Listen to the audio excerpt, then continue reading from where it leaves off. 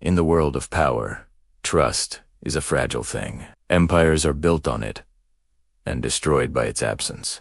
Throughout history, betrayal has rewritten destinies, toppling kings, shattering alliances, and reshaping entire nations. This is the story of the greatest political betrayals in history. Rome, 44 BCE.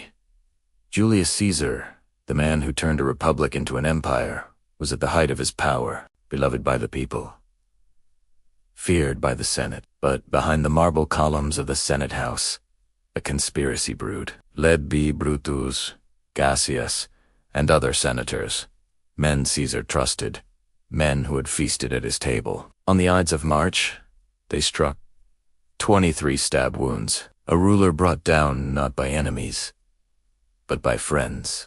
As Caesar failed, he looked to Brutus, his closest ally, and spoke the words that echo through time. Et tu, Brut, even you. Brutus, a single moment that defined political betrayal forever. Fast forward to 1814. Napoleon, Bonaparte, conqueror of Europe, master of armies, had rewritten the map of the continent. But when his empire began to crumble, betrayal came not from his enemies, but from within. His most loyal marshals, once devoted generals, began negotiating with the enemy. As Allied forces closed in on Paris, Marshal Marmont surrendered his army without a fight. Napoleon was forced to abdicate, exilto ilba, betrayed by those who once swore allegiance to him. In the end, it wasn't just his enemies who defeated him. It was the loyalty he thought he commanded. Sometimes betrayal comes from fear, and so medim's from paranoia. In the Soviet Union, Joseph Stalin saw enemies everywhere. Comrades from the revolution, military leaders, party loyalists. During the Great Purge, over 1 million were executed or sent to the gulags, often on fabricated charges. Even Stalin's closest allies, like Nikolai Bukharin, who once helped him rise to power, were betrayed, tried, and killed. It was betrayal on an industrial scale, a regime devouring itself from within. The message was clear. In totalitarian power, loyalty is temporary, and trust is fatal. In revolutionary France, betrayal took the form of survival. As mobs stormed Versailles and revolution spread, Marie Antoinette and King Louis XVI turned to their inner circle for help.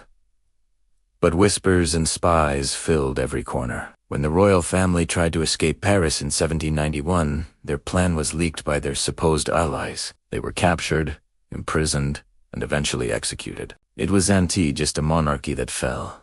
It was the illusion that power could protect you from betrayal. Every revolution has its traitor. For America, it was Benedict Arnold, a brilliant general who fought for independence until resentment and ambition poisoned his loyalty. When he felt unrecognized and underpaid, Arnold secretly plotted to hand the American fort at West Point to the British. His plan failed, but his name became eternal shorthand for betrayal. Benedict Arnold didn't Tehust effect. He sold out the very ideals he once bled for. Betrayal didn't end with empires. It simply evolved. In the 20th and 21st centuries, betrayal moved into the shadows through politics, espionage, and leaks. Richard Nixon betrayed by his own aides in the Watergate scandal. Edward Snowden revealing state secrets to expose government surveillance. Whistleblowers, spies, and political turncoats, all walking the line between hero and traitor. Each story raises the same question. When does loyalty end and conscience begin? Betrayal is as old as power itself. From Caesar's dagger to digital leaks, it's the constant shadow of ambition. Because in politics, friends become enemies, allies become rivals, and history remembers only who survives the fall. The world runs on power, but it changes on betrayal.